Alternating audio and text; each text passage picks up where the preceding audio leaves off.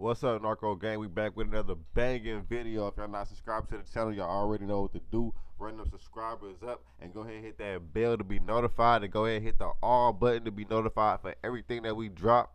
Run the likes up or run the subscribers up to 500 subscribers. My bad, y'all been smoking. Y'all know how it. Anyways, let's get into this video. Today's video is about Sweden, Finland, and more.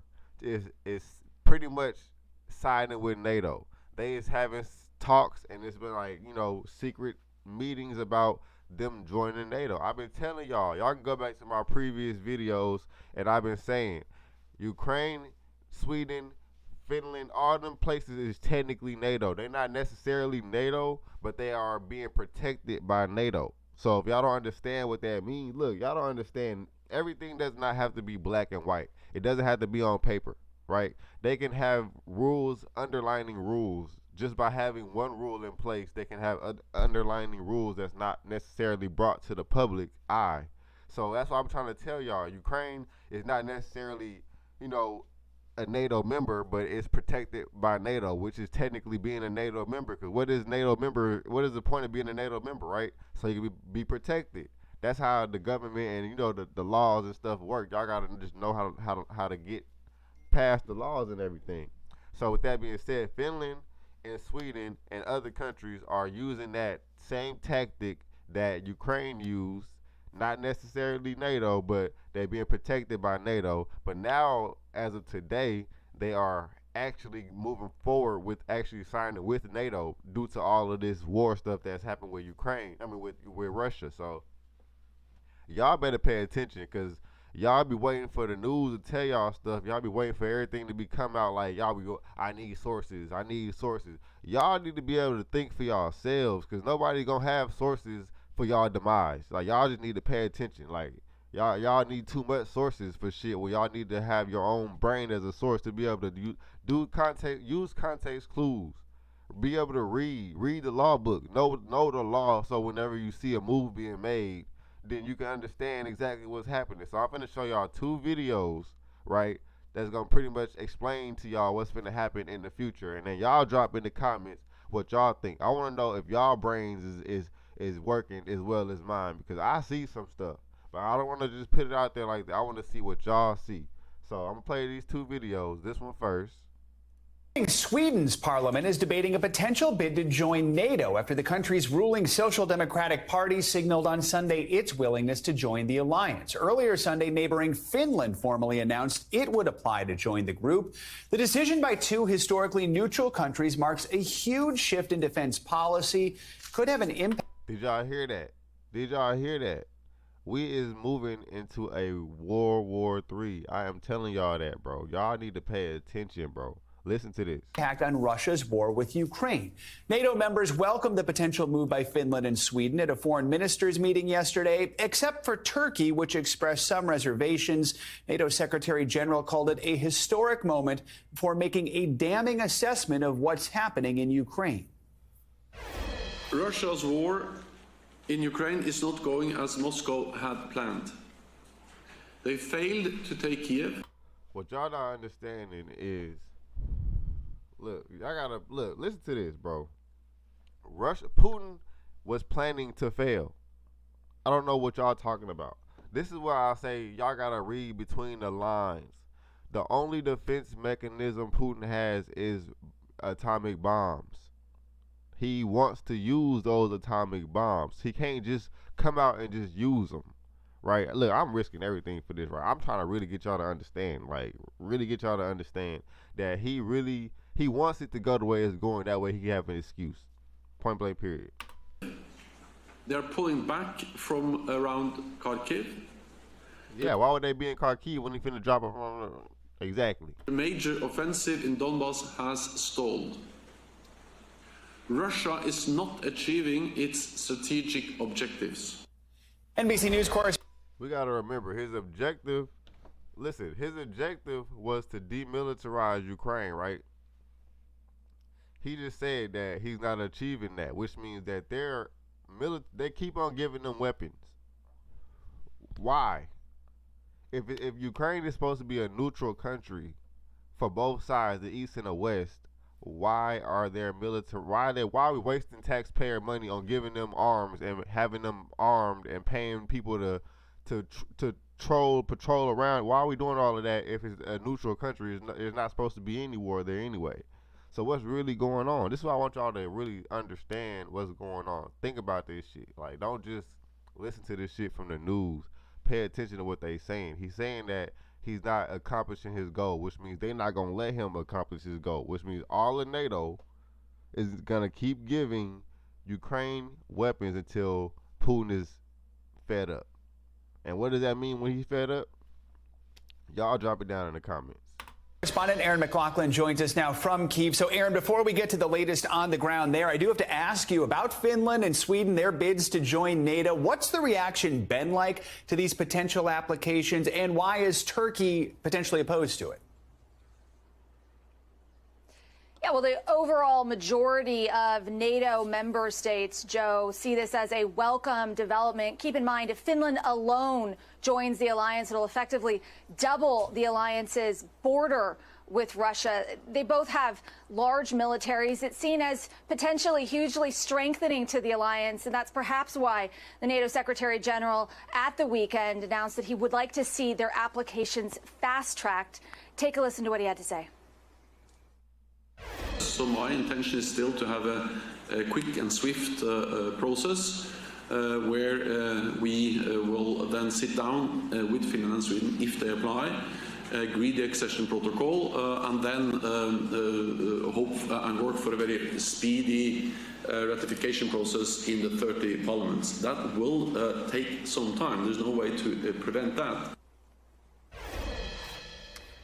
Now, if their applications are in fact submitted, it would require unanimous approval from all NATO member states, and that includes Turkey. On Friday, the Turkish president expressing his skepticism at Sweden in particular joining the alliance. He was citing his reservations about their perceived, in his words, support for pro-Kurdish militant parties. That being said, the NATO Secretary General at the weekend said that they are talking through those concerns with Turkey. He sees them as something that they could work through and does not expect that to hinder the application process in any way. Aaron, I also want to ask you about the ongoing battle in eastern Ukraine. This morning, the governor of Kyiv said that Ukrainian troops who are counterattacking in that region have reached the border with Russia. Help us understand what's going on there. Reach the border. Yeah, well, for weeks, Kyiv, which is the second largest city in Ukraine, has been under intense Russian bombardment. Russian forces moving in the early days of the invasion in an attempt to encircle Kyiv, seen as a critical city, also kind of potential connector to their offensive in the Donbass region as well. But Ukraine in recent weeks launching what appears to be a successful counter-offensive, not only stopping Russian forces from encircling that city, but also, according to Ukrainian military, pushing them back to the border. And military analysts have already declared Ukraine to be the winner of the battle for Kyiv, which is perhaps why the NATO Secretary General win the battle, lose the war. Over the weekend, pointing to the fact that Russian troops are withdrawing from that area, coupled with the fact that Russian forces lost the battle for Kyiv, an apparent inability of Russia to take key strategic cities, which is why NATO, in NATO's assessment, they believe that Ukraine could absolutely win this war, which is why they're really throwing their support behind sending in those heavy weapons that Ukraine says is absolutely essential to win this fight. Joe. Quickly, Aaron, I want to. Yeah, they are essential, because if it wasn't for NATO and all those countries giving the weapons, then Russia would have defeated Ukraine a long time ago. They wouldn't have had enough support. They wouldn't have had enough resources to fought this long. To have fought this long. So yeah, it's very essential for this fight, and that's exactly why Putin is upset. Y'all gonna see in the next video. I want to ask about that steel plant in Mariupol. What's the latest on the wounded soldiers who are trapped inside there? Yeah, well, that steel plant continues to be bombarded by Russian forces by air and by land. There are serious negotiations tense negotiations, tough negotiations, in the words of Ukrainian officials, ongoing to try and evacuate wounded Ukrainian soldiers. Ukrainian officials say there are about 38 wounded soldiers, but those negotiations so far have not yielded the kind of evacuations that we saw just days ago when they managed to evacuate 500 civilians from that steel plant. But those negotiations are ongoing. Meanwhile, there is a humanitarian catastrophe unfolding outside of the steel plant in the rest of the city, Mariupol. Just yesterday, the deputy mayor saying they're having serious problems with the city's water supply. The mayor saying the entire city, which it includes thousands of civilians currently trapped, needs to be completely evacuated. Joe. All right, so we'll go to the next video, and we're going to show exactly the consequences. You see that? The consequences will be felt by everybody. You see that? I'm telling y'all, we'll get into this video to explain what Putin is about to say and how he feels about what's going on with the support that Ukraine is getting from Finland, Sweden, and all of NATO. Forces stepping up their attacks, even in the face of heavy losses. ABC's Tom Sufi-Burridge is live in Kyiv with the latest. Tom, good morning. Good morning, Whit. Russia stepping up its bombardment of Ukraine overnight with a missile strike in the westerly region of Lviv. This morning, Finland officially saying it is now applying to join NATO. Putin warning that's a mistake. This morning, Russia pounding the Azovstal steel plant in the port city of Mariupol. In new video from Ukrainian officials, ABC News has not been able to verify. Bro, that's crazy. Look at this shit, bro. This is all like all missiles, like By the date, like all this shit is this is a power plant. or contents of the video, showing an intense bombardment from the air. This as Putin warns Wow, that's crazy. Finland that joining NATO would be a mistake, and Russia's foreign minister Sergei Lavrov saying the consequences will be felt by everyone. See, I'm trying to tell y'all, like, y'all not understanding. Putin can only win by there is no win for Putin. Y'all gotta realize that there is no win for Putin in Russia.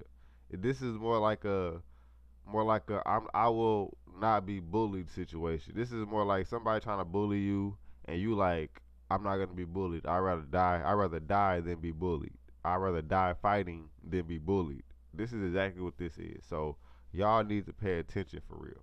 Listen to this shit. We'll have an additional 800-mile NATO-Russia border, and that's got to give Putin concern. But Russia on its back foot in Ukraine, retreating in the northeast near Ukraine's second biggest city, Kyiv. The UK Ministry of Defence estimating Russia has now lost a third of the troops it committed when it invaded Ukraine. And That's crazy. A third of the troops that they initially came in. Ukraine celebrating a big win off the battlefield. Let the Eurovision Song Contest 2022 begin! At this year's Eurovision Song Contest, the Ukrainian entry receiving the highest ever popular vote, 200 million people watching worldwide. The lead singer making this appeal. I ask all of you, please help Ukraine, Mariupol! Help Azovstal right now! President Zelensky celebrating, saying Ukraine's courage impresses the world, hoping the competition could be held in Mariupol one day. This victory is for every Ukrainian! Slava Ukraini! We have to remember about those people who's like dying right now. But my emotions, like, I can't even describe how proud I am of the victory.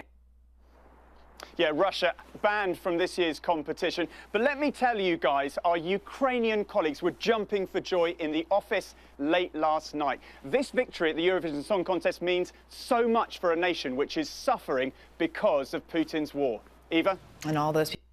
All right, we're going to stop that video right there. But I want y'all to realize and really understand exactly what's at risk here. Everybody know that war is inevitable, however you want to say it. People make money off war. War has to happen for money to be made. So we will be crazy to really think that it's not gonna happen, right? So let me know what y'all think about this shit in the comments. I just don't want it to be a nuclear war. Like, I don't mind, you know what I'm saying? Let's do what y'all do as the government and the world controllers. Do what y'all do. Just don't make it nuclear. That's all I ask. You know what I'm saying? Just keep the bombs to y'all motherfucking selves and in y'all little situations. We don't need that shit around us. So with that being said, Narco Gang, we out this thing. Hit that like button, hit that subscribe button, hit that bell to be notified whenever we drop some fire. And the goal is 500 subscribers. Let's see if y'all can help me run that thing up. So let's get it, Narco Gang. We out. Peace.